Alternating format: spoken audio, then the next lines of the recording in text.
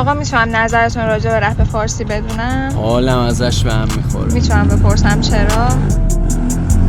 وقتی 4 تا کرو مثل توش بالان میکنم من تو شالا رپ کنی با پولاقات یا زدی رو پوش بالا عکساتون رو توشه یا آرایش نوت ناناز من دمت نبود بات اونجا دادن لباتو چاک تو قلم چی من خیابون کردم تراز و سب مترجم زبانم ایران گفت بزن سواد و خط بچه ها رو کد من تونی میزدم سواد و خط ای زمان جلو میره میکنم خزار و در 20 پوری با تته پته پراتو زد هنوری ریشه داعشی نمیکنه عدا تو گنگ کارتلتون اکثر بیتو کپی حواسم هست قضیه بلا چیه نفر سوم برا صدف شاخ شده اسم و بچه شیطونه میگه بزنم رو اسفال پنج رزومه ای منو نمیکشه کارنامه است که چت و بیس گرفتی بیا ماچ بدم به تو بیبارن صدا تو فیس و لعنت میگم پدوفیل اگه واسمو شرچه میگه کجایی میگم وسط آستانم بهش بگو بیاد روش بشین آشناتر شه شما تاش کار دارین کارام کلاسیکه انگار لاله‌زاری رو با خودمون پای کاریم پلن رو بیت بدون پارتی بازی تو نرو واسلاشی تو خیابون نبودی که اما باشی یه سوالم هم دی رو آماجی خودمونیم بکنشی والا خاشی